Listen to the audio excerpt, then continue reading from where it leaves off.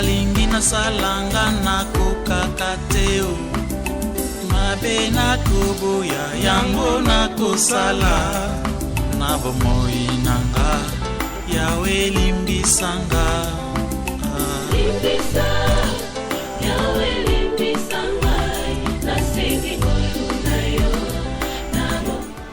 Thème na biso lelo, l'imperfection de la philosophie. Imperfection.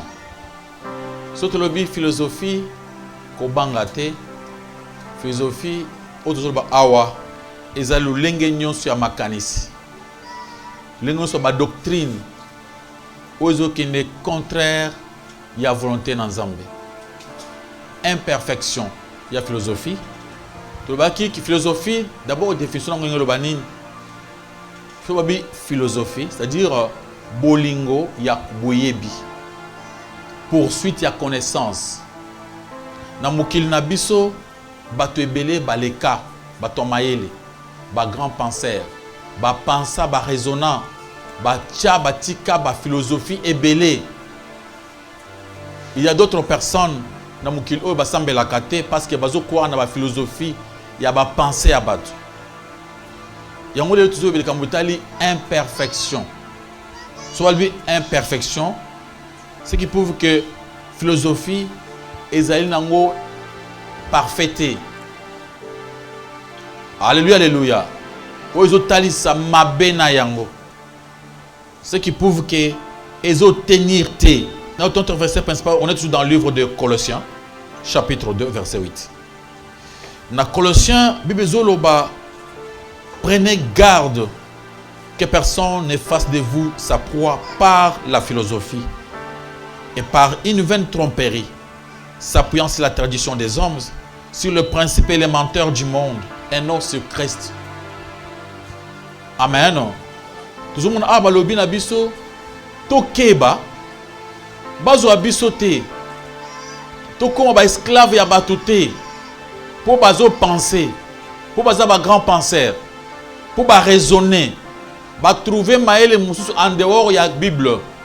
Babandi ko raisonner na ndenge ata basali makambo minene, mais maele na bango ezali libanda ya Bible, libanda ya connaissance ya Bonzambe, libanda ya Christ. Dans le livre de Matthieu chapitre 7, verset 15, la Bible nous dit gardez-vous. C'est-à-dire bazo kebisa biso. Gardez-vous des faux. Quand on parle de faux prophètes, ne pensez pas toujours à la prophétie. Ce sont des gens qui enseignent. Ce sont des grands enseignants, des docteurs, de maîtres. Les gens qui enseignent des doctrines contraires, des philosophies contraires par rapport à Oyo biblique. Gardez-vous. Ce sont des gens qui cherchent à falsifier la Bible pour que sala makambo na bango, pour que tia bango maele na kati ya batu. Yango na Matthieu lebi gardez-vous des faux prophètes. Colossiens ça lebi prenez garde. Keba, c'est l'impératif présent. Babi na binote ke obi te ke batona ba keba kite. Babi keba sikoyo. Amen amen. Sala keba. Mi batela na makambo zoyoka, mi batela na mate ya nyonso ya mabe. Gardez-vous, prenez garde, parce que philosophie ils ont ba imperfection makasi. Ceux qui osent se garder te okomicha na ba problème. Notre bien-aimé peut nous prendre le verset de Matthieu 16 verset 6. Ici, on parle mi batela na levain, mi batela na mayele mabe, na matea mabe. Est-ce que Moutangi Azali? Dans le Bible, Matthieu 16, verset 6. Donc, au téléma, c'est le premier verset. Matthieu, chapitre 16, verset 6. Nous lisons au nom de Jésus-Christ. Jésus leur dit, gardez-vous avec soin du levain des pharisiens et des sadducéens.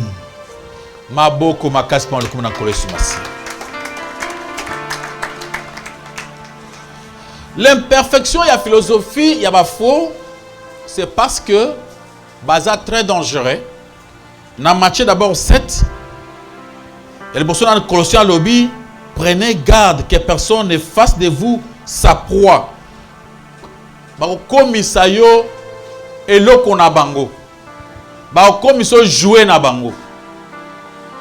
Yo okotika ya lulenga ko kanisa, ko kanisa o bango bazo kanisa. Amen amen. Donc okotika ya une façon bako pekisa yo raisonnement na yo, ou banda ko raisonner na ndenge bango bazo kanisa. Matthieu chapitre 7 15 lobby, gardez-vous keba na bango mi batela babi parce que baza balou. Ils viennent pendant qu'on ravir. Philosophie na bango isa ke ebotola oyayo.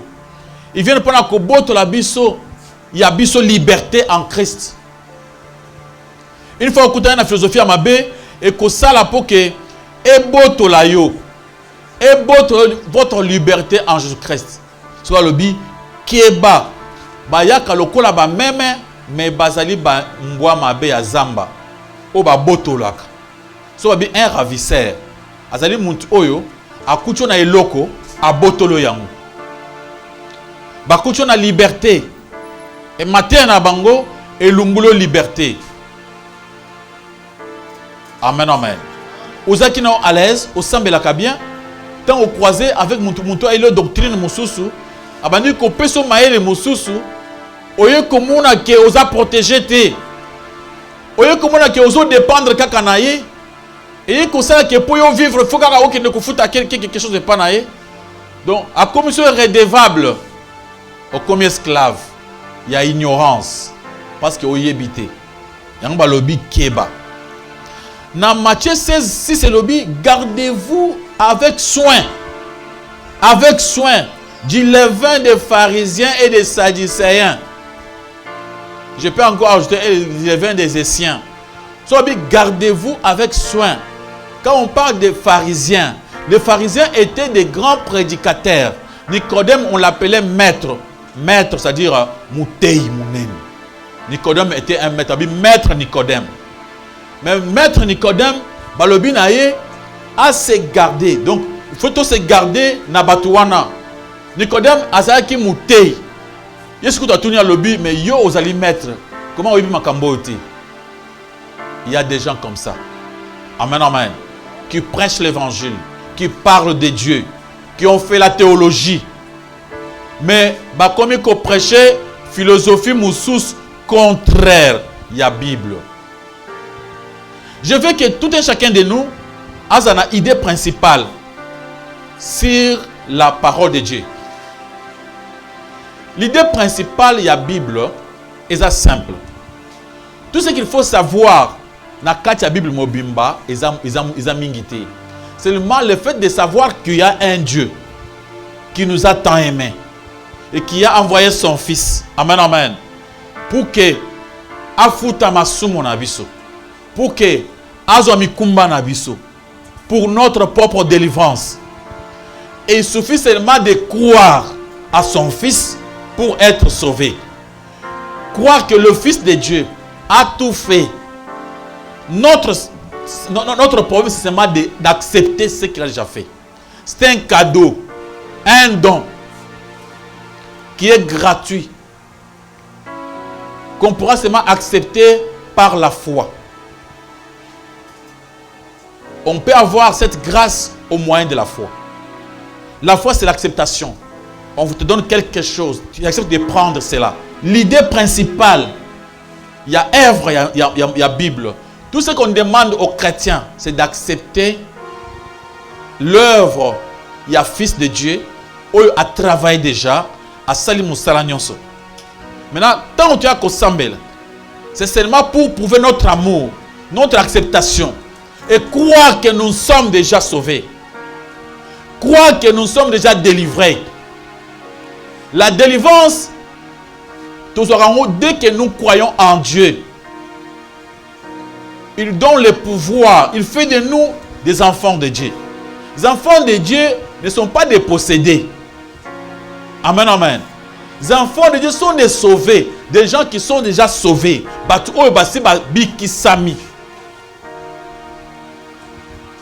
Maintenant, philosophie dans cette façon de voir les choses. Cette liberté. Je suis libre. Je suis sauvé. Dans Colossiens chapitre 2, verset 14 de l'Obi, na ekulusu, Jésus-Christ avait effacé toutes les ordonnances qui nous condamnaient. Tout ce qui condamnait les gens. Tout ce qui nous condamnait, il y a bababota na biso. Nyos oisamaki ya ba erreur et salamaki kala dans nos vies était déjà effacé par la croix. Abi en spectacle par la croix avec son sang. Musala makila et ce salaki zaki pona kulungula bilakeli mabe bandekono ba koma ya ba koko nyonso ya ba loi ya kala ba loi nyonso mosaïque banda ko condamner biso. Le sang de Jésus ici est effacé. Et quand nous croyons, nous continuons dans une famille, une nouvelle famille, la famille divine, famille Abba en Nzambe. Et Dieu devient notre papa. C'est ça notre liberté. Quand on dit que je suis libre, parce que je crois que Dieu, l'Éternel, est mon propre Père. Amen, amen. Et Jésus a déjà payé pour mes péchés. Présent, même le péché futur. C'est pourquoi on nous demande chaque fois, quand nous prions, de demander pardon à Dieu. Et Dieu aussi, il sait juste être fidèle pour la purification et le pardon. Amen, amen. Cette façon de voir les choses, c'est notre liberté. Liberté dans les aboui. On dit que Nzambe a pesa mwana ye. Mwana ye a futa pona masumu na yo. Banyongo nyonso oya mabe. Izala bakoko na yo. Izala nyonso wana mwana Nzambe asi afutaki.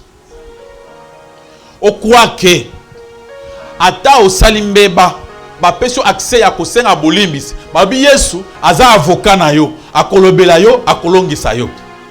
Okwa ke masumu yo salaki, okomasu mikumba na ngote, mikumba basi ba memelaki yo. Amen, amen. Okwa ke délivrance na yo et salama qui a plus de 2000 ans. Et banda kozela kaka konjima na yo po ozwango. Mais les philosophes ya mokili, ils viennent à nous en vêtements de brebis. Au-dedans, ce sont des loups ravisseurs. Il va te ravir quoi? Cette liberté que tu as. Aïe le kola même, mais azali mboya ya zamba mubotoli.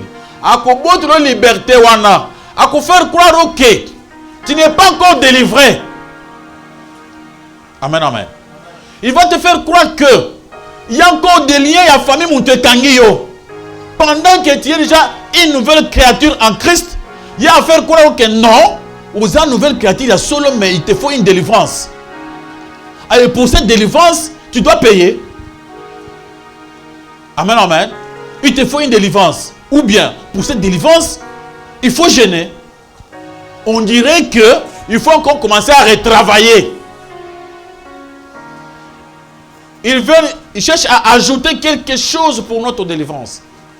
Pourtant que la Bible dit clair, c'est gratuit. Ça ne vient pas de nous. C'est un don. Amen, amen. C'est un don de Dieu. La Bible le confirme. Là où le péché abonde, la grâce fait comment? Surabonde. Là où il y a pardon de péché, il n'y a pas d'offrande pour le péché. On ne paye pas, c'est gratuit. Aucune église, où tu en as passé, tu payes. Prophétie, tu payes. Interprétation prophétie, tu payes. Service, tu payes. Tu dois commencer à payer. Amen, amen. À faire croire au Kénan où tu n'es pas sauvé. Au même moment où tu as beaucoup bloqué. Il y a des gens qui peuvent venir avec leur vision. Vision, il y a le kuta. Na montant aux obotama, qu'on a binomoko, à ce qui me kanda. Alors, bibinoboko bongate. Là, c'est pour les gens qui ne prient pas. Amen, amen. Mais pour les enfants de Dieu, il n'y a pas de pareil. Alléluia. Gardez-vous avec soin de leur façon de parler, de leur philosophie, de leur prédication. Gardez-vous avec soin. Batoué ba côté ayo, ba longolo na bondimi ya solo, au côté na bondimi mususu. Liberté na esili. Moi, depuis que je suis là, j'ai vu des gens souffrir.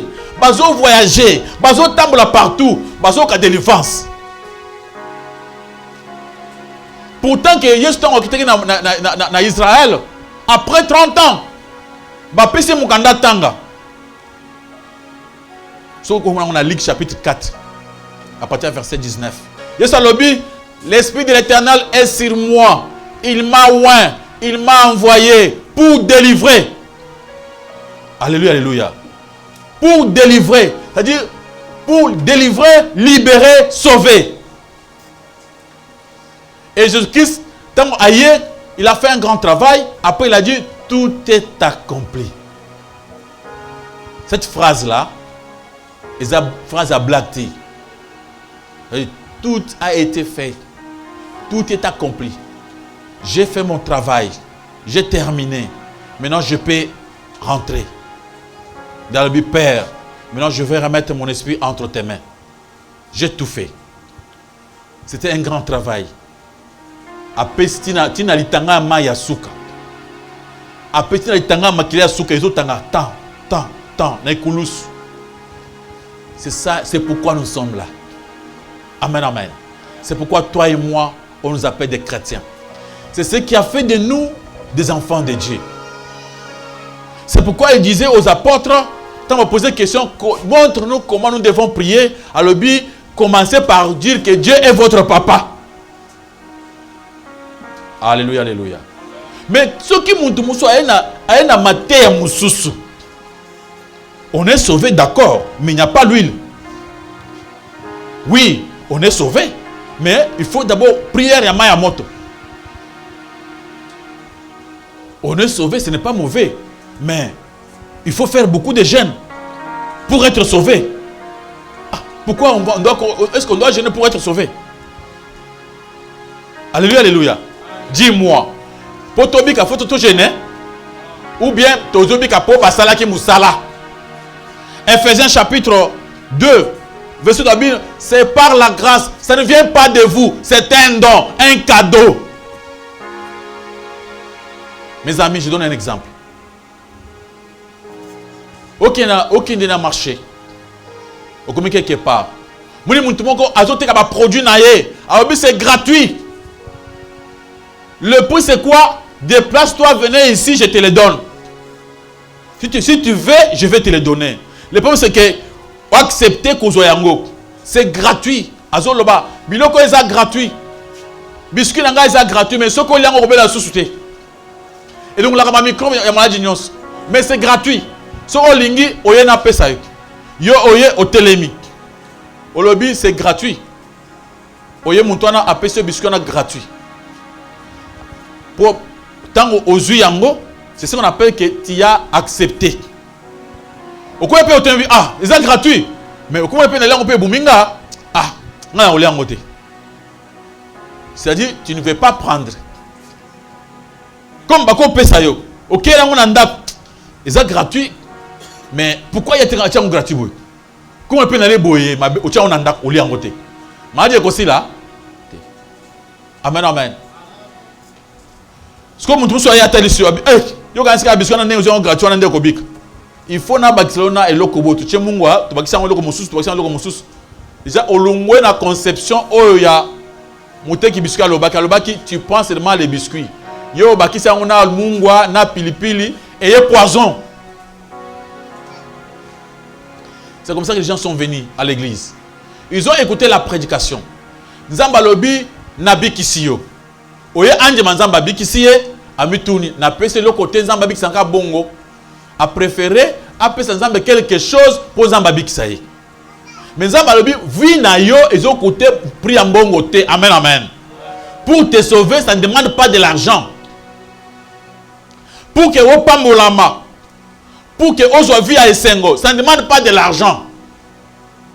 C'est un cadeau, un don. Amen, amen. Et on va dire, toke bana levain. les vins ya pharisiens, ya ba sadducéens. Toke bana poison na bango. Baza batu moko bakoli so biloko mabe ya poison. Et ce qu'on yango, c'est fini. Et bébisio entendement. Et bébisio compréhension, il y a la parole de Dieu. Alléluia.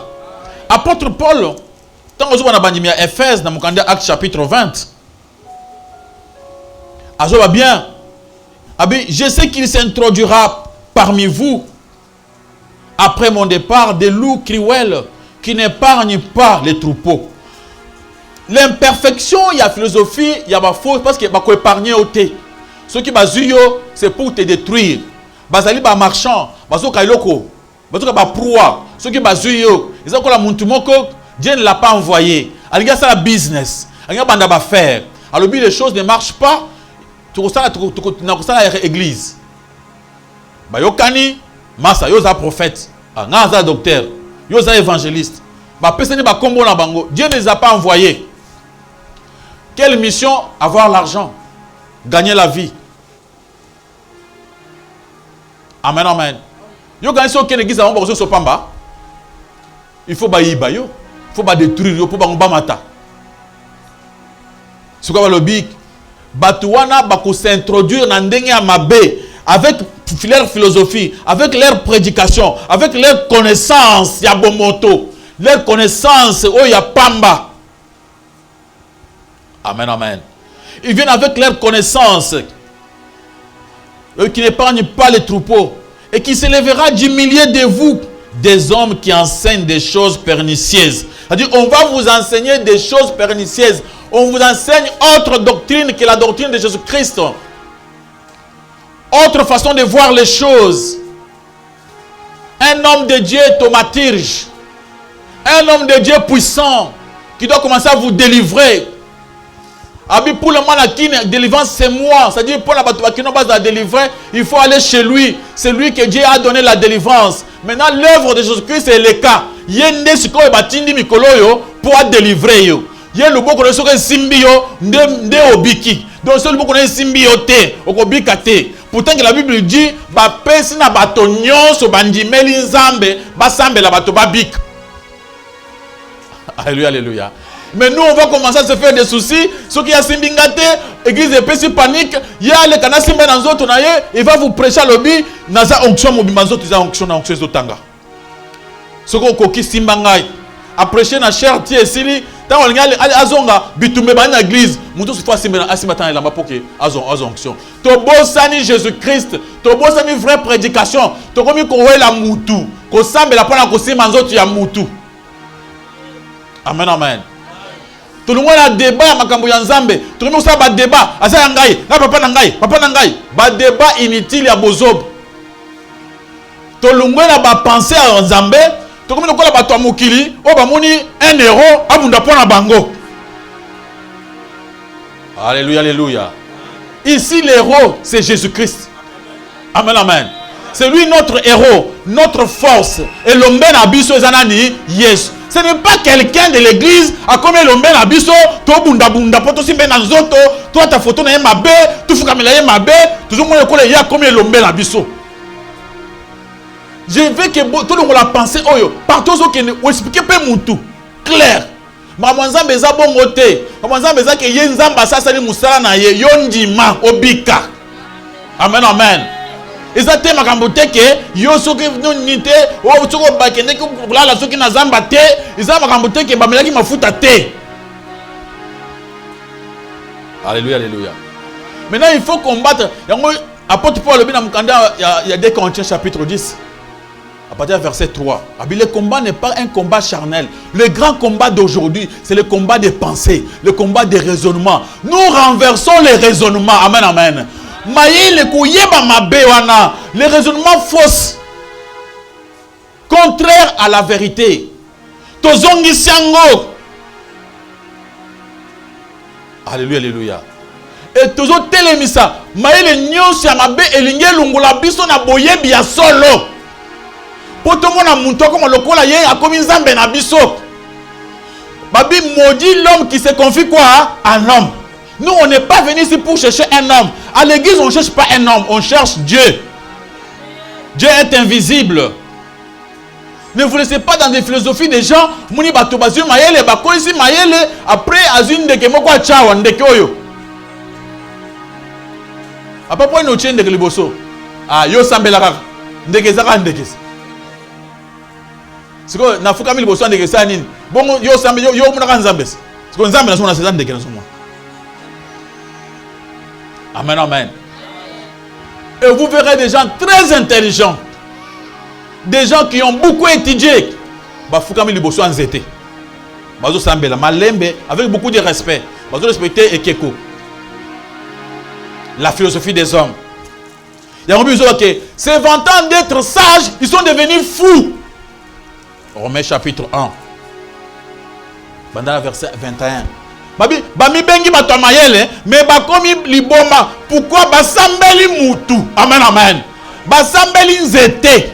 Basambeli libanga.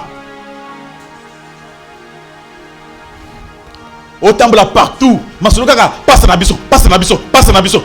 Yo masoloka, toi tu ne parles pas de Jésus-Christ. Tu ne parles pas de papa nabino, papa nabino. C'est-à-dire aux âmes imperdues, aux âmes proies, aux amis, aux commis et l'eau qu'on aille. Amen amen. C'est pourquoi tu dois commencer à l'évangéliser partout. Nous allons commencer à parler de Jésus-Christ, pas d'un homme. Alléluia, alléluia. Moi partout où je dois passer, je dois parler de Jésus, pas d'un homme. Alléluia, alléluia. L'homme au commun et le lot, ça a bien, lui a changé. Alors la ce qu'on est. Moi je reste avec la parole de Dieu. C'est pourquoi les bandits de Béret s'occupaient de la parole. Amen, amen. Ils trouvaient le temps de lire la parole. Même ceux qui ont bango, ils n'ont pas confiance à toi. Ils ont confiance à la parole. Amen. C'est ce que nous devons faire. Même les amis qui vont nous suivre à la télé. Ce n'est pas que vous allez très fanatique. Vous allez fanatique à Dieu. Il y a Jésus-Christ. Pas à Mout. Philippiens chapitre 3 verset 2. Prenez garde aux chiens. Prenez garde aux mauvais ouvriers. Prenez garde aux faux circoncis. Alléluia. Keba bambwa mabe bambwa. Bambwa, ce sont des chiens. Amen, amen. Keba na bambwa. Keba na basela lukuta. Bako bumayo. Okoyoka matia na bango ekoti yo. Elongolo bonzambe. Keba na bango. Imperfection ya ba philosophie na bango. Faut ko keba, il faut fuir. Tika biyoka yoka ya mabe. Soko osoka iloko yoka kango avec lito ya bonzambe. Ce n'est pas parce que nazo bela nandi manyonso, non. Alléluia. Maboko makaspa le comme na koleso masia. Alléluia. 2 Pierre. Pierre Azoba Penabiso. Vous donc, bien-aimés, qui êtes avertis, tenez-vous sur vos gardes, de peur qu'entraînant par l'égarement des impies, vous ne veniez pas déchoir de votre fermeté. Alléluia, alléluia. Tenez-vous donc ferme. Keba mi batela. Yo, aussi qui parole de Dieu. Ah, après tu as banso boy. Ils ont la bateau hein. Aye andimeli Yesu. Yesu a comme papa ya na ye, papa na ye. Avancer à mi batelité, bi confia, bi yoka. Mon Dieu sur le bras na serviteur de Dieu. Tant on a chaque serviteur yo zalaki. Amen. Moi je ne suis pas comme ça. Oh bonjour mon frère, moi je suis serviteur. Oui, vous êtes serviteur. OK, merci. Naziba réserve. Nazali bosso serviteur. Nayeba azalou ou bien azameme. Amen amen. Tu andi ko tambola na yo na cheke yo. Na moni kaka oyo lou. O so landi yawa na okoye. Ce que la doctrine, moi je me retire. Ça ne sert à rien. Non, comme on dit, sonne. Pour na azan alo la na ya ko changate, azape na ferte. Amen amen. Ye ata boinga na mukili awa ekoleka. Mais ce qui importe, que après vie, il faut qu'il y ait une éternité. Yo za na éternité, ko tchanga te pourquoi na landa yo.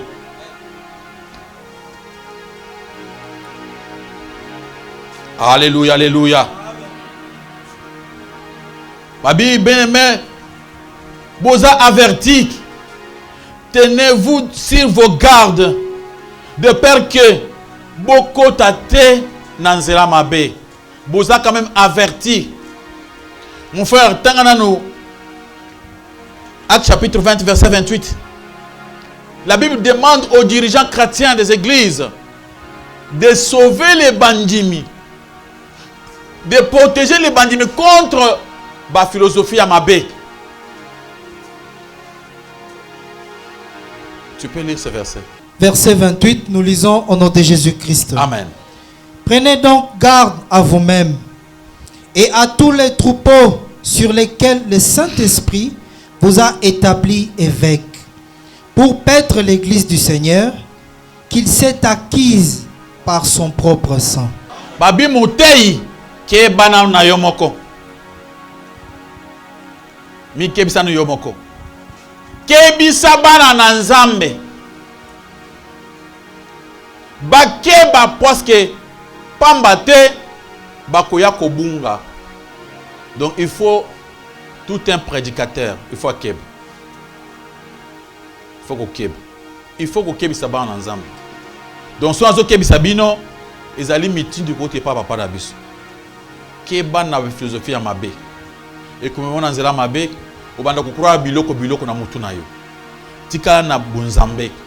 Bonzambe oyo zo mona oyo ekobikisa yo. Tika biluka luka.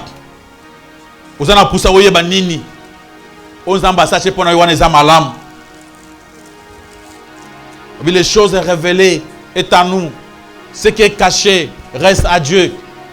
Ne cherchez pas toujours à avoir les choses qui est cachées. C'est plein aux ambassades. La philosophie, ils ont l'origine mibale. Selon l'apôtre Paul Azorba Awa, dans le Colossiens. Il y a des origines, il y a philosophie. Alors, prenez garde que personne ne fasse de vous sa proie par la philosophie et par une vaine tromperie, s'appuyant sur la tradition des hommes. Et c'est la première origine de la philosophie, la tradition. Quand on parle de la tradition est dit makambu oyo batu bayokana bandima batu bakomisango vrai tango baleki etikali ekomi de génération ope baye bazui yango likambo wana balobaki yango eza malamu tango bamusu bakei bazui yango balobi eza malamu mais tradition eza vérité te. Amen, amen. Oka biso na mboka na biso bakoko baloba boye bakoko baloba nini balobi ke biso na libala na biso il faut ezala boye eza bakoko balobaki mais ce n'est pas une vérité. Amen, amen. Yango balobi ba philosophie oyo mingi première origine de la philosophie eza tradition. Plupart ya ba grand philosophe bazo pe pa baninga mususu azu ba vérité musu pa moninga abakisi yaye azu ya sur base de l'autre pour qu'il avance. Yango tozo bana biso awa base appui ya liboso ya philosophie ezali nini tradition. Maele ya batu kingani aloba doko aloba bongo batu ebele bayoka yango esali mikolo ebele et comme lokola vérité non eza batu baloba. Amen, amen. Eza batu baloba. C'est pourquoi base mingi ya philosophie eza ba tradition. Donc apôtre Paul lobia lobi bazo se basé sur la tradition humain na kati ya makambu ya batu na ba loi ya ba humain na ba loi oyo esami pa ba koko pa ba kulutu yango nde ezali base ya erreur. Kulutu abandaki na erreur, kulutu abandaki mabe, Yo pe olandika kulutu asasa la ki bonga sa nini. Kende na bagize belek. Pasteur tango abandaki côté a vérifier ki malobate ya Jim. Est-ce que malobaki ke tokomi na grâce. Ce n'est pas le moment de la loi pour tout foutre la loi wana ba impôt. Impôt maintenant il faut payer chez l'État. À l'église, Dieu devient notre papa. Tout ça, Nzambe topé si volontairement, avec joie, dès que tu ne topes ça. L'homme de Dieu n'a pas eu le temps de vérifier cela. À l'église, il y a un bongo. Bana nyos na sima. Papa na biso na salang. Papa biso na salang. Omoni, blandi tradition wana. Amen, amen. Alléluia. Alléluia. Pasteur Nabino, obandaki église liboso, sans vérifier les écritures. Azu tradition ya kolobake tozana kitunga ya ba maman na ya ba papa. Aza sagesse bandi ko tia ba maman ba tia ba papa ba tia bitambo muto ba ko papa ba na baganya mususu. Tango ba tia alobi na bino papa to kwei ba maman ba leki biso awa. Ba leki biso awa na $100. Apa moko alobi nazo pesa 300. Ba clamer pour na ye. Papa pasteur avait fait une bibliothèque. Bible quand tu donnes avec la main gauche, main droite sanini et batté. Papa pasteur à Liboso, il n'avait pas vérifié. Le premier père là de l'église. Allez, papa wana tango ache ma babeti maboko. Maman qui gagne le bi papa boko bisoté. Na bagisi $1000. Maman na biso ya munene babeti maboko atamboli na ntungu tuike ya kumena église a chambongo wo. Papa Moussa Lobi, et combien? Autant. Bazaba maman, tu sais pas le rabi sauter. Papa qui a le boko licolo. Combien? J'ajoute 2000. Acclamation. Papa na biso soki otembele obi kisi bisote. Papa tu rentres ko yawa. Papa zo kinde bazo beta maboko, mbongo na kitunge. Wo. Tradition ya batu. Eza biblique te. Lokola koko na bino ya église abanda ko sala ngo. Bango nyonso ti mokolo bakokufa na église wana basaka bongo. Ngolo banini yo ki père na biso. Père na biso asala kangos. Bongo yo nani. Soko ya oboyi oke na yo. Mais il faut na kende. Na vanda te. Pour te contredire parole de Dieu. Papa na bino pasteur. Abanda église bien. Azo pesa maman Nzambe respect. Banda kende les gosses. Aki moi les gosses. Ba passer bino kuna bozo bongate.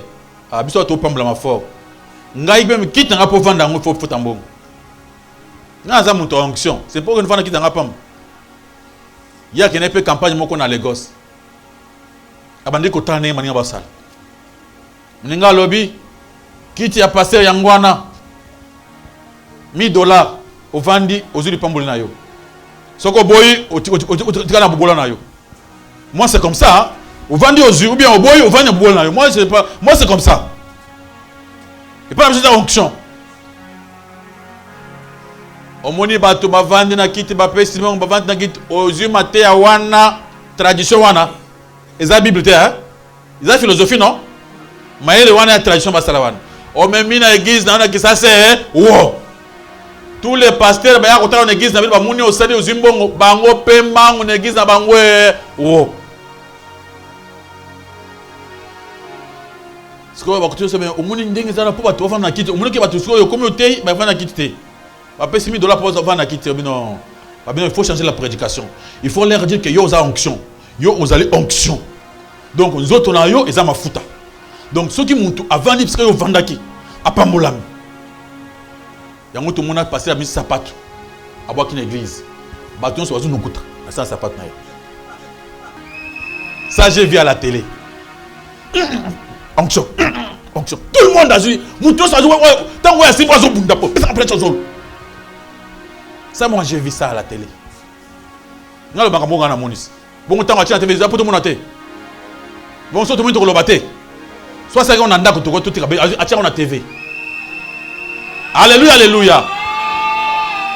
Tant qu'on a pensé à la TV, on critiquer na yo. Tant le koyo pe o check na TV, ngapé na moni fona critiquer. Ça pas tout papa. Ça pas tout papa nous ça pas na et comme onction nini. Alléluia, alléluia. Nde muntu abeti tu azongi. Amuni bato comme ça ba jeune bango ya kwesa bato soki ndenge nini. Azui tradition wana. Aina ngona église. Nakini to muni wa mbebela. Muti ntabazi onction. On a vu ça. Ntabazi onction, tabape azu onction, azu kama ntabanya makulia, azu onction akenango wapi. Aujourd'hui c'était grave, même les tabac. Oui, il y a pas ça. Vous voulez qu'il est là?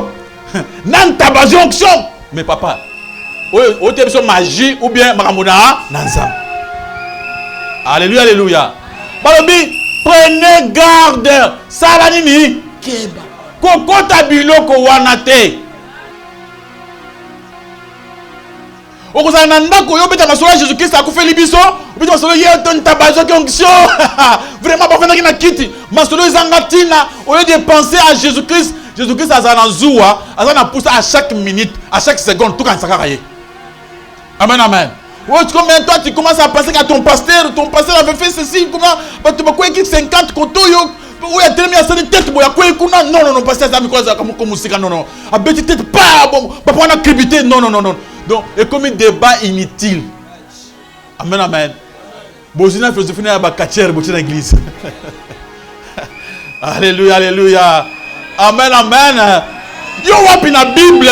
Au moment où Thomas Paul a bêti mon tête dans la vie de ta, bato quoi, au moment où wapi na Bible. Alléluia, alléluia. Et comme il m'a c'est quoi ça? Alléluia, alléluia. Ce sont des traditions, des distractions. Babi, bato bazo babi so ba pour na bango na biloko wana te.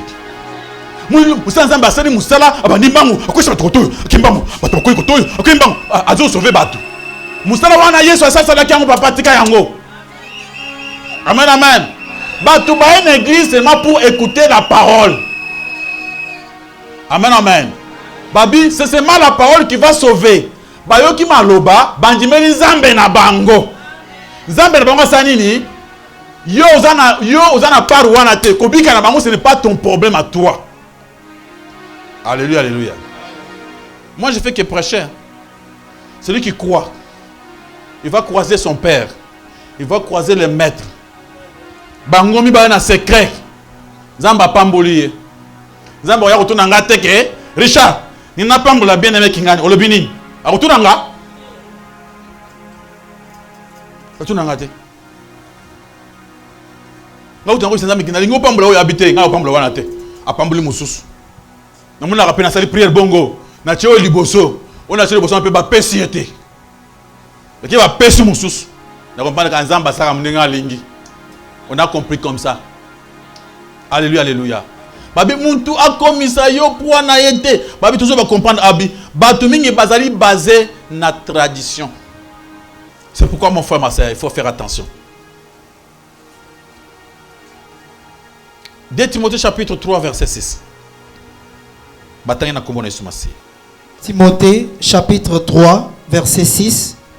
Nous lisons au nom de Jésus-Christ. Amen. Il en est parmi eux qui s'introduisent dans les maisons et qui captivent des femmes d'un esprit faible et borné, chargées de péchés, agitées par des passions de toute espèce. Maboko makaspa lukumana kole sumasia. Ba mama alléluia. Nga mutna lobite hein. Ba lobi bino vous a motema pété. Aba musuba ya bina bandako. Toye papa bazala moi tembe. Papa babela mampampa mbate. Wileka ndako boye obandi makambo nzamba tindaki yo. Papa olinga ye banzamba ngo vanda côté nini yo ebele banda depuis quand? Maman bi tika musana nzamba to musanza mama bongo te. Tika musanza mbaloba. Babi soki bakena bandako. Bakanga ba mama. Abambio lisuma munene. Abakiso culpabilité. Obando le siko tout ça nini? Mama tangu na ndako oyo. Tana komi zamba tali singai. Ali singai na moni liwali boso na yo. Maman a moni une semaine ils ont belé. Comment on a posé un mot santé maman a moni ko kweka bou et sili. Ozi yango. Et c'est ngoza susu. Biloko na message ya kasi total. Au bandit tremblement. Alors maman il faut payer. Je vais travailler, il faut ça me casse. Zamba tinga pour ça la pour yo. Alors il faut donner autant. Babi ba charge na masum. Ba charge parce que so ba obi muntu so ba bengi muntu so ba chaque fois nous prions pour Nzamba limbi sabiso. Nanya ko bisanga ki asali une semaine, asali RRT, azana kacha. Amen amen. Bon so ki muntu ya fausse philosophie à côté lio. Na moni mikolo yo otenga salite nzaka papa tanga na bilungwa na yo. Ah, olobi lungwa, c'est grave. Olobi na Nzamba lobi moyen te faut kufa. Maintenant, il faut payer. Tu vas commencer à payer. Bah, tu as la prix. Frère, bon, quoi, qui est le pasteur? Non, l'homme de Dieu n'a pas tout ça. Ah! Au seul vinin. Combien de filles déjà tanga? On a passé à ça, c'est qui? C'est comment? Au tangi. Frère! Non. Ça non. Mais yo, ça non. Makambu na ena Nzambe na ya ata 1000 filles, c'est son problème à lui. Avec celui qui l'a créé. Moi je vais faire quoi? Est-ce que je vais me donner misaï? Non frère. Non, tu vois que tant Yesu abengani milieu mabe na kati ya muntu wana. Et tant bimaki, tu vois? Bakimba moko bazaka na série mona koloba. Bakimba moko bakoti na bangulu. Ngulu wana ezaki belé hein. Ngulu yuso ebunge yosko pe ubika fo ngulu na kindumba moko ya mwasi moko ngulu batangi tant nombre ya bangulu kelo tuna pri ngulu ya kopesa ye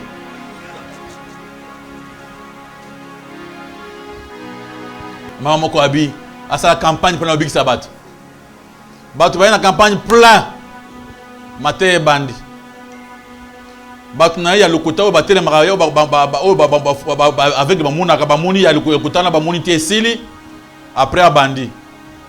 Bateau bazan li suma boy 50 000. Yo Yesu. Amen. Ndeko. Muntu le bito pese mo na pese mo 50 000 pour ali suma na sali. Ya komina, comme Yesu.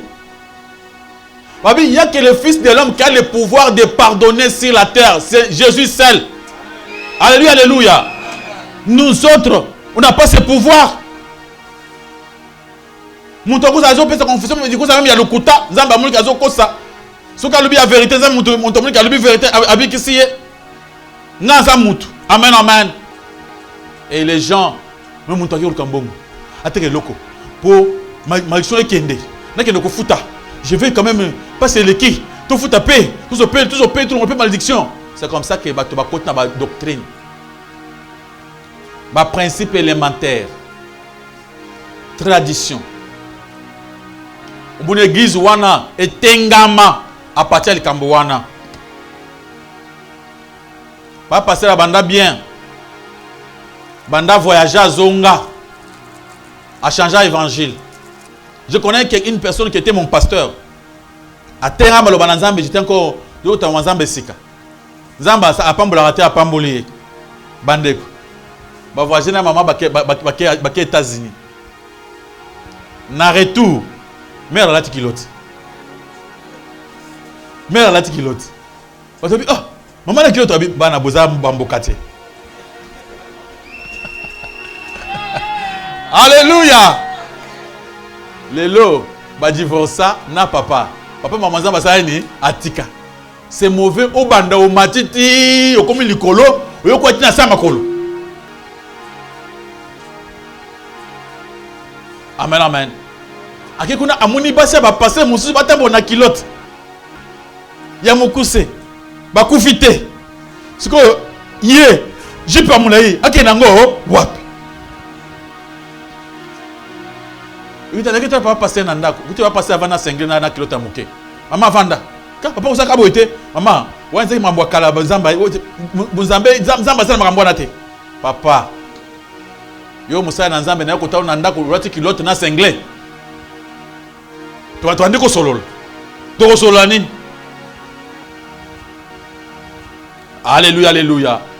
Bah, philosophie. Aux États-Unis, il n'y a pas comme, ce n'est pas comme vous ici. À une philosophie, il y a américain. Biso, il y a biso maté ou na Israël. Amen, amen. Il y a biso na Israël, bah ma ta kilote nanjimio.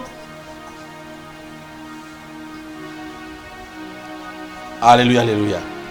Acclamez pour la gloire de l'Éternel, notre Dieu, notre Seigneur, notre Roi.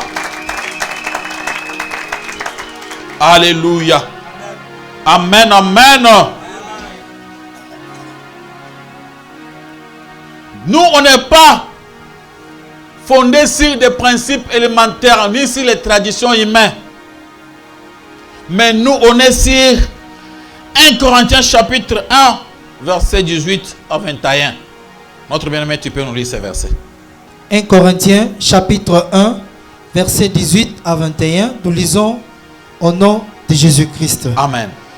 Car la prédication de la croix est une folie pour ceux qui périssent. Mais pour nous qui sommes sauvés, elle est une puissance de Dieu. 19. Oui. Aussi est-il écrit, je détruirai la sagesse des sages, j'anéantirai l'intelligence des intelligents. Où est le sage? Où est le scribe? Où est le disputeur de ces siècles? Dieu n'a-t-il pas convaincu de folie la sagesse du monde? Car puisque le monde, avec sa sagesse, n'a point connu Dieu dans la sagesse de Dieu, il a plu à Dieu de sauver les croyants par la folie de la prédication.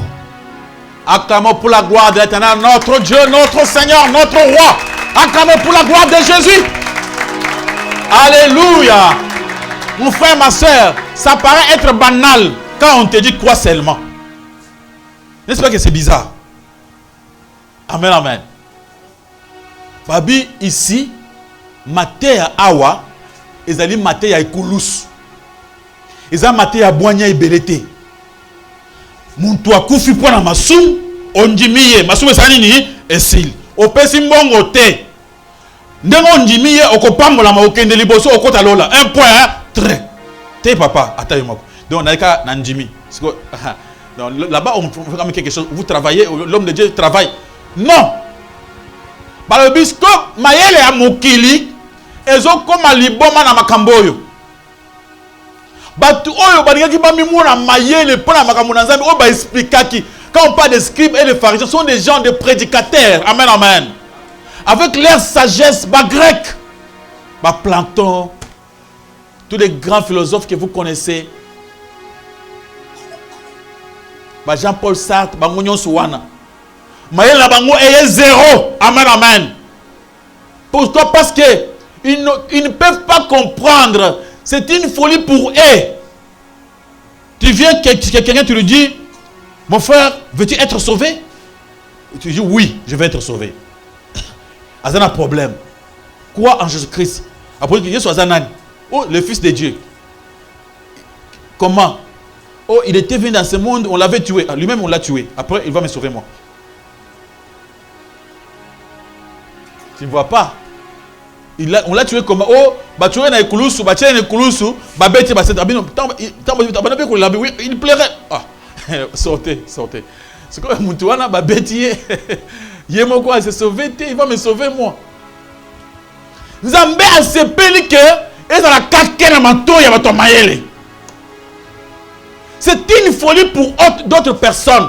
Oui, parce que ngana njimeli Yesu naza délivré. Amunyo zoba, yo on njimeli ka Yesu boye, on délivrer. Non, il faut passer à musala mo quelque part. Ba travailler. Tu te ose musala isamisa na ngomba kokota zo mona ka. Musala ni ngomba kokota. Kala wana bongo siko yo pola kana ngo kasi ndengo njimeli wana nde sili. Siko yo ne okosala musala pona ngai. Pona yo na sangi pona yo. Alléluia, alléluia. Et c'est ici Nzambe, car la prédication de la croix est une folie pour ceux qui périssent. Mais pour nous qui sommes sauvés, elle est une puissance de Dieu. Est-il écrit, je détruirai la sagesse des sages, Je rendrai nulle l'intelligence des intelligents. Où est les sages? Où est les scribes? Où est les raisonneurs de ce siècle? Des grands philosophes. Bazawapi. Alléluia, alléluia. N'habite il y a un grand philosophe moko na première kilt. Comme on est net. Aza allemand. Ce monsieur avait parlé trop mal pour makambo ya Nzambe. On makambo ya Nzambe pamba. Il se moquait des chrétiens dans le 19e siècle. Il se moquait des chrétiens. On a des chrétiens battu à pamba. Friedrich Nietzsche. C'était un philosophe allemand. Il y a un des philosophes à l'oba que Dieu est mort. Ou à tellement lobby, ba chrétien baza bazoba. Ba sambe la bazana mitute. Avant Akoufa, Zamba permettait qu'il y ait 11 ans, il y a l'iboma. Après Akoufa. Amen, amen. À 11 ans, il y a folie. C'est ce qui a été un petit Friedrich Nietzsche. Au commun allemand, il était l'homme le plus intelligent. Il a prêché à Tei Batnyoso. Alors, pour la tolonga mokil, c'est seulement nous. C'est l'homme qui est au centre de Mamounions. Biso mokoni tokosa, Zambete. C'est un chrétien bazoba. Akiabi, Dieu est mort. Zamba yo kiabiyo. Au Koufate, sans babingo monto liboma. Batike liboma combien d'années? 11 ans. Après Ndakoufi. Alléluia, alléluia. Tous les athées, oyo babana koloba mabe contre Dieu, mingi baza confondu. Ba musu na suka lobe non, na comprendre que Dieu existe. Mais tant azo bana zolo bazo kufa, asa komangi maka musu na mikande tikali. Alléluia, alléluia. Où est les raisonneurs? Les raisonneurs ont toujours refusé Dieu. La philosophie n'a pas été Nzambe. Je suivais un pasteur à la télé. Avant le bonsoir journaliste, on s'est posé question. L'homme de Dieu, oui. Ah oui, pasteur, est-ce que toi tu crois à tout ce qui est écrit dans la Bible? Ah oui, je ne suis pas un imbécile. Il faut être un imbécile pour croire à tout. Je suis un homme. Je vérifie ce qui est bon. Je crois. Ce qui n'est pas bon, je rejette. Non, mais tu es un vrai fou d'après la Bible. Amen, amen. Est-ce que yo Bible, qu'est-ce qui ce qui est mal au ensemble? Na poni oyo, oyo na boaki, c'est-à-dire ils ont ensemble souté. Alléluia, alléluia. Amen. Donc, oso croire, oya na lungul. Oye mususu na zui. Ah, voilà bien moi ce côté à te. Ah, ote, lungula. Bon. Mama teya. Omoni dit mes allois. Tous en bon neni. Tika. Alléluia, alléluia. C'est ce qui se passe. Donc, mon église, basimbi oyo, Jésus-Christ, fils de Dieu, tout ça, parce que le bango bien. Ozongi koto, biloko mususu contraire. Kochabi ke côté. Et pour sa église, tcham. C'est comme ça. Alléluia. Amen, amen. Que Dieu vous bénisse. Acclamons pour la gloire de notre Dieu. Bataille verset à Souka. Galates chapitre 4, verset 3. Galates chapitre 4, verset 3. Nous lisons au nom de Jésus-Christ. Amen. Nous aussi, de la même manière, lorsque nous étions enfants, nous étions sous l'esclavage des rudiments du monde. Avancez. Mais, lorsque les temps ont été accomplis, Dieu a envoyé son Fils, né d'une femme, né sous la loi, afin qu'il rachètât ce qui était sous la loi, afin que nous reçussions l'adoption. Et parce que vous êtes fils, Dieu a envoyé dans nos cœurs l'esprit de son Fils, lequel crie Abba, Père. Acclamons pour la gloire d'Éternel, notre Dieu, notre Seigneur, notre Roi. Tout ça là qui bana. Tant tout le temps, mokili, to yebe le côté. Des fois, tant on nous a prêché des choses inutiles, des choses pernicieuses. On avait crié. Maintenant, aujourd'hui, tu colis. Tu tangi bisomoko. Tu comprendre. Alléluia. Que Jésus-Christ, né de la femme vierge, était envoyé par Dieu pour nous sauver. Namakambo nyonso. Maintenant, nous croyons que nous sommes sauvés par la grâce. On n'a pas encore besoin de quelqu'un pour faire un travail de délivrance. Bato bazo kende kozwa basi na bango kotika na bakati église pas délivrer ye. Azui bana na ya tiki na kati église pas délivrer ye. Parce que le Bible vend de la kaawa pour na sala musala makasi pour na ko délivrer chaque jour. Bato baza privé na vie normale ya famille. Vous prenez votre enfant au hasard la sorcellerie. Toi qui es le fils de Dieu, au bangi mwana au hasard na kindoki, que tu n'es pas pasteur wana. Mwana komi kulala nzala kuna bino bolia kabina ndako. Soka moni peut pas se leki a komi chèque ya kenaï. C'est pourquoi il y a beaucoup de kuluna. Baliga qui pas bot na été, faut ton âne. Philosophie ya ba faux pasteur. Les gens qui viennent bouleverser les familles, prêcher des choses qu'il ne faut pas enseigner. Azal a plan, comment avoir l'argent dans cette famille. Pour nous, on a tout le tout poup. A qui écoute maman, keba papa, papa keba maman. Parce que mon tour se sentait dans l'insécurité. Alors pour vivre, il faut y avoir la prière. Maintenant, il faut payer chez lui. On était un enfant auparavant. Apôtre Paul, 1 Corinthiens 14. Dans verset 10. Dans verset 20 à l'obi. Makambo na nzambe, vous allez moi la moukete sur la connaissance, sur les pratiques. Il ne faut pas rester un enfant. Tu entres dans une église, là on parlait de parler en langue. Apôtre à côté d'une église. À mon église mobimba, moulimu na bangora yang jan. Pourtant que l'Esprit de Dieu se manifeste par la joie, l'amour, la maîtrise de soi. Selon Galates chapitre 5, on dit le fruit de l'Esprit. Quand on parle de fruits, quand vous avez l'Esprit, on voit ces fruits-là. Amen, amen. On voit l'amour, la patience, la joie, la maîtrise de soi.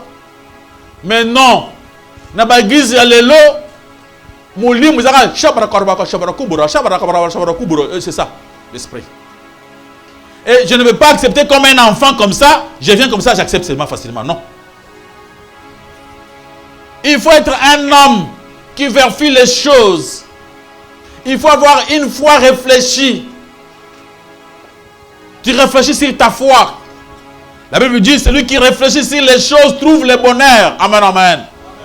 Est-ce que makambo oyo, papa a passé à terre abisso? Et dans la Bible, c'est quoi? Et comme une doctrine nin et wapi. N'est-ce pas qu'il faut se poser comme une question? La prédication était très bonne, oui. L'homme de Dieu a fait quelque chose, oui.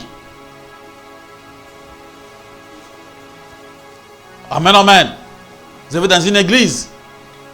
Papa passait à tali frère. Frère, non, non, balité. Oh, papa, non, balité. Frère, le calibos. Le frère passe devant. L'homme de Dieu a-t-il beaucoup dans la poche? Tu as $5,000, va te marier. Devant tout le monde. L'homme de Dieu a un malamu a pessimbon. C'est-à-dire, yo bando botama au tanga Bible. Yo banda ba botayos. Yo ga ma matuba lobak. Tanga pe Bible omuna ke muntu oyo azabanji. Amen, amen. La Bible dit hypocrite. On peut s'arrêter liboso batu. hypocrite.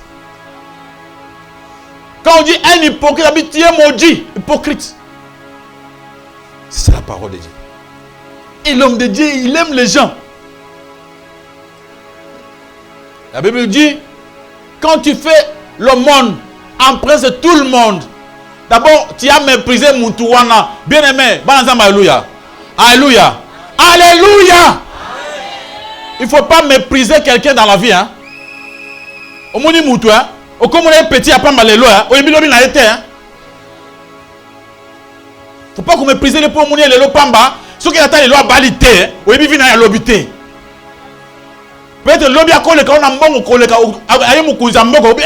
Petit, on a un. Qui connaît?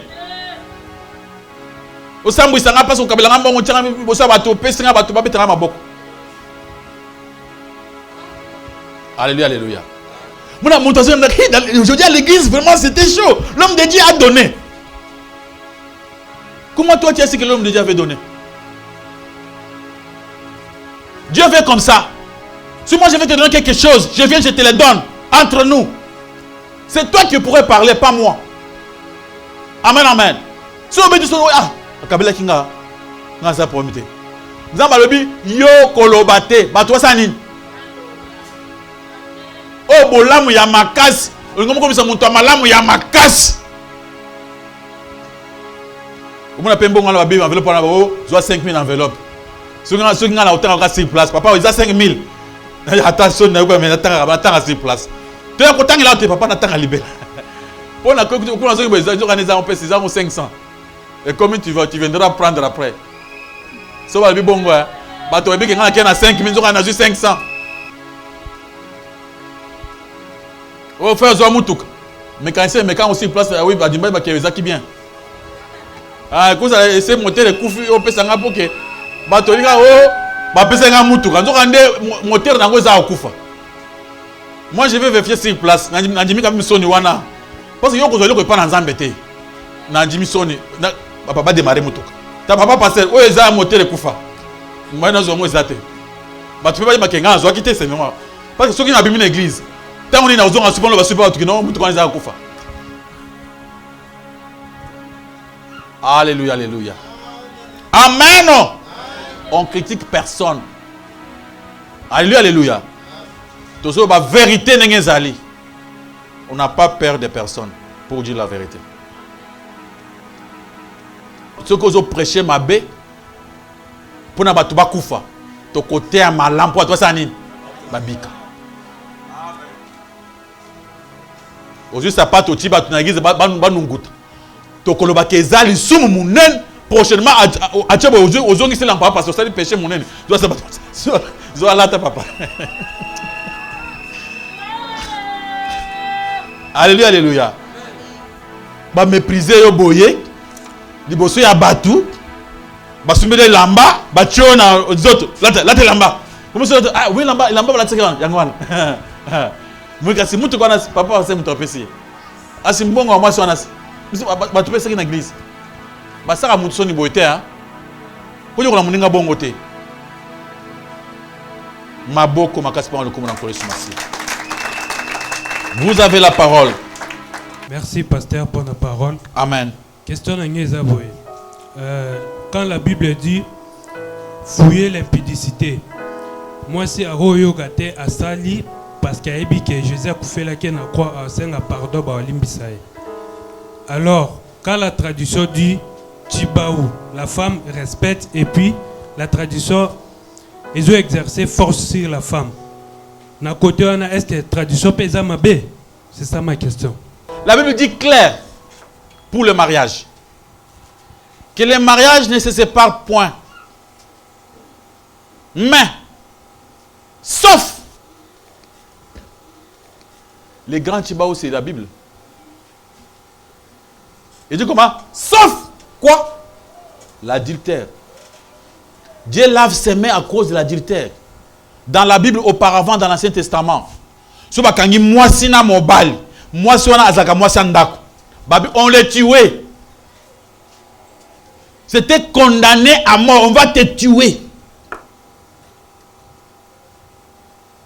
L'homme, si on va écouter il y avait d'autres punitions. Mais si on va écouter la femme mariée, c'était la mort. Mais, qui est le vrai Tchibao? C'est la Bible. La Bible dit, s'il y a quelque chose de pareil, il y a beaucoup d'abus. Bon, c'est au cannabis, non, c'est que vous êtes d'accord, vous êtes d'accord. C'est pour te faire croire que la Bible est la vérité, moko, ok, moi, mon toit s'échapper, exacté. Tradition, où ils bien. Ils allaient bien. Mais voilà maintenant que ma belle sur le chiba, ils ont comme ma belle.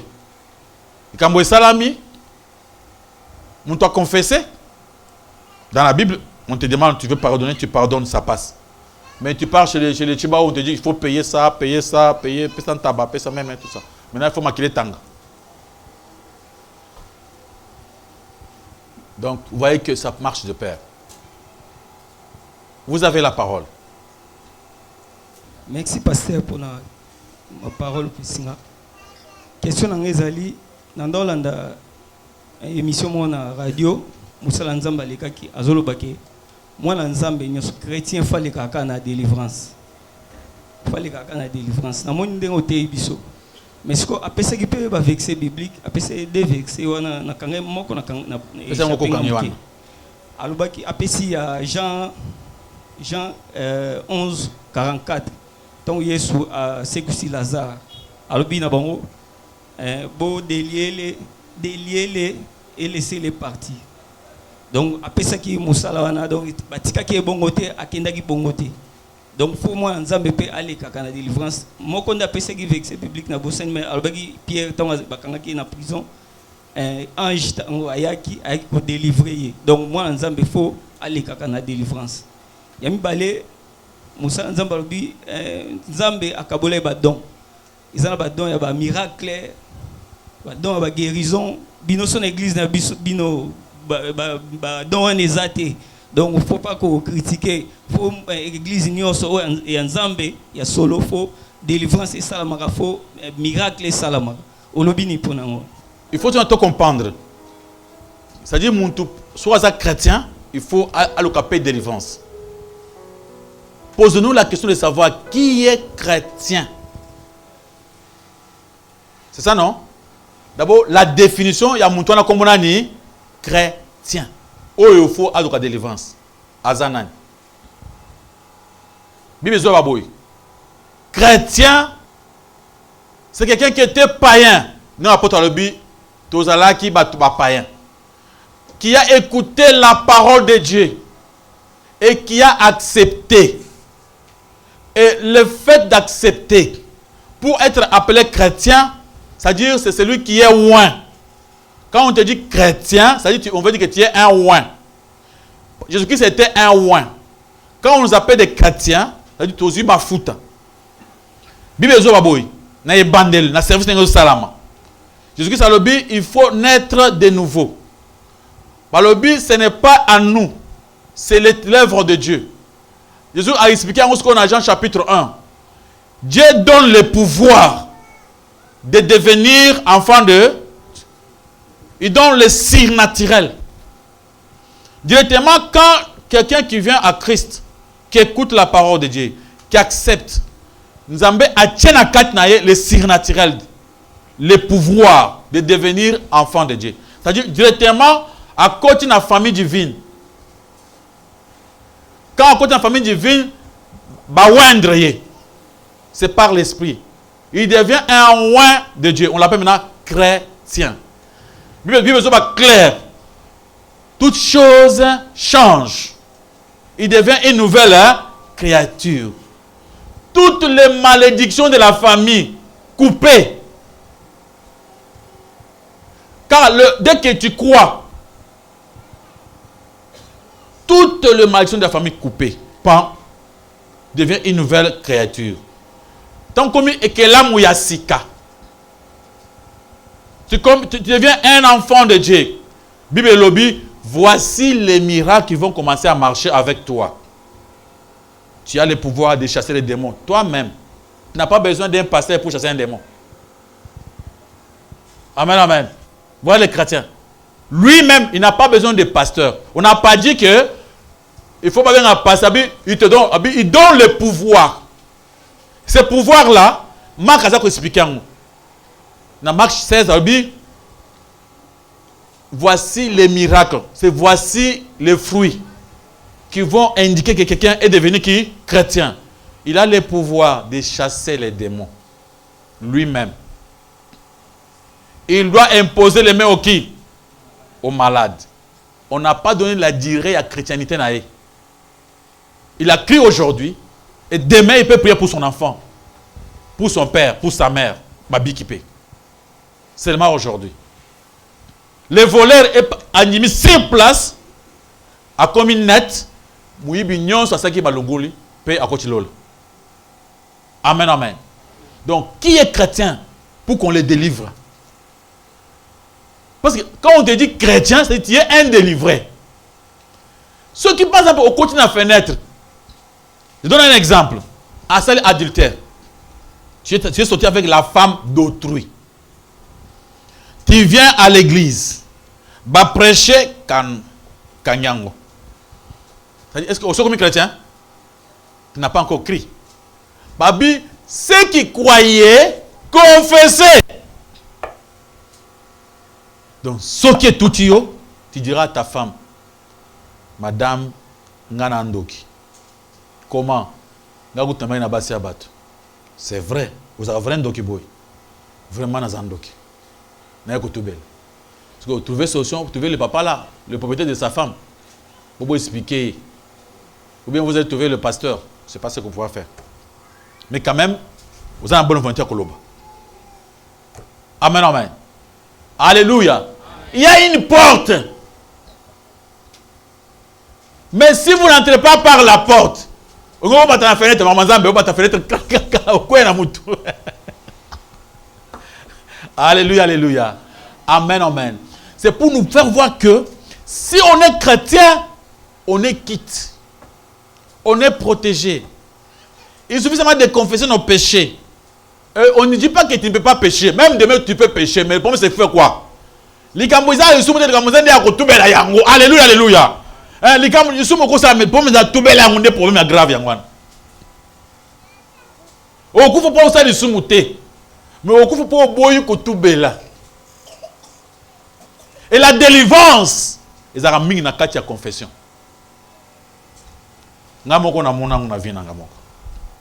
Amen, amen. Alors, quand il me dit que il faut lui délivrer de quoi? Hier, sur Luc chapitre 4, verset 18. Abi, l'Esprit de l'Éternel est sur moi. Il m'a oint, il m'a envoyé pour annoncer. Il n'a pas dit pour délivrer. Pour annoncer la délivrance. La délivrance s'annonce. On ne vient pas on annonce, vous écoutez, vous entendez, vous acceptez. Jésus-Christ est venu, il a annoncé la bonne nouvelle, il y a délivrance. Annoncer la bonne nouvelle, il y a délivrance. La bonne nouvelle pour les prisonniers, on a annoncé. Maintenant, quand on a annoncé, ça nous mène de faire quoi? De croire. Et dès que nous acceptons, apôtre Paul Lobi, il n'y a plus de condamnation pour ceux qui sont où? Maintenant, qui me condamne pour être en la prison? Un papa pasteur. Parce que le problème, c'est moi. Je crois, je suis sauvé. Ou bien, je mens. Je peux mentir que je suis chrétien. N'est-ce pas vrai? Banazamba, alléluia. Nako koko ça non? Na bi na bongo limité mais et bongo amité. Après kilt. Au bengi moi c'est abattu. Chérie, vous avez à pied. Ah mais vous semblez la grâce. Ah tout à l'heure vous ça mwana. Mité ma bongo ami mais bongo amité. Ngamo ko na conscient. Muntu moko poser mon question. Azui nde kiacha loboko. A tourner tout ngai. Yebisanga ndeke oyo akufi bien azana bomoi. Avec l'intention que ce que yebise ke ndeke azana bomoi. Afina ngolo boko asani akufi. So yebise ndeke akufi atiki ngo asani apumbwe. Ayebisi ke bomoi ya ndeke. Na liwa ya ndeke ezaka na loboko na yo. Dieu n'a pas de problème. Votre délivrance ezala bien azalate. Délivrance na yo ezaka yo. Amen amen. Si tu veux être délivré, Dieu va te délivrer. Si tu ne veux pas, tu ne seras pas délivré. C'est toi. Tant on a dit Moussala Sika. Batinenga bande ba fimo ko ba kindoki ba na église. Ba komi ko sambela nanga. Pour ba pesa nga doctrine ya bandoki. Un jour dans prière à Boutou, to sambela. Fiwana koi. Nakei, nazongi. Ngana siliki pasteur Richard Sakanangai. Oh. On était avec les amis. Tanga la kindenga la bio, oh blague. Batela ba mi. Prière kinde. Ngabi nga daba ngoma mabonga basambe nana. Bande ko basambeli. Kinde. Oh kinde. Au kinde te. Nakei, nazongi.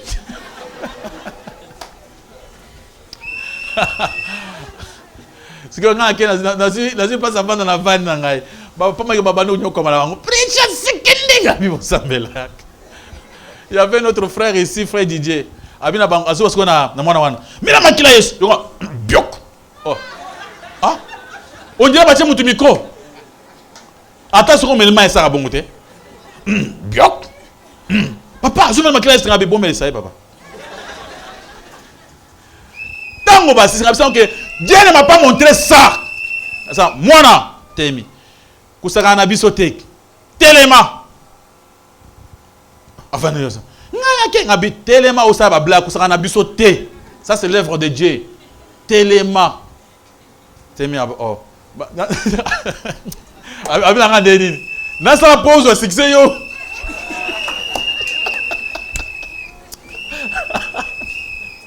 Hein? Non, ça prend un peu de succès. Yo, zo. Hein? Ça pas mal. Moi, là, yo, andoki. Atiki kindo, akutika pe yango, te. Pour ça, na akutika te, na ka komeka bino. Na tout travailler, bino pe bozo ba client ebele. Ce que bio, ozo reverser.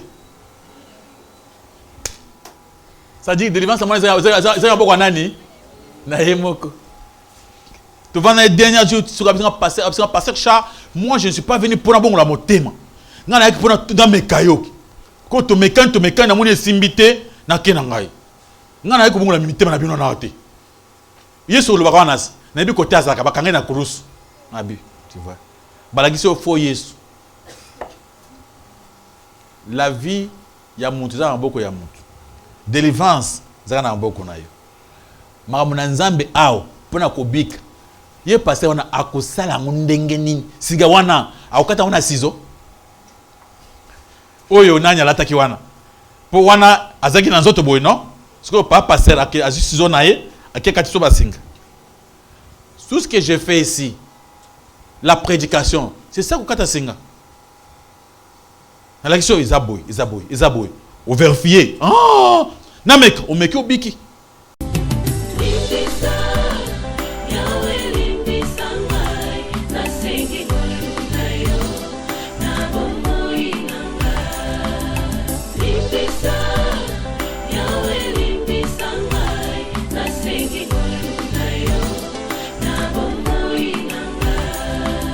Malamu nalingi nasalanga nakokakateo mabe nakoboya yango nakosala na bomoi nanga yawe limbisanga limbisa yawe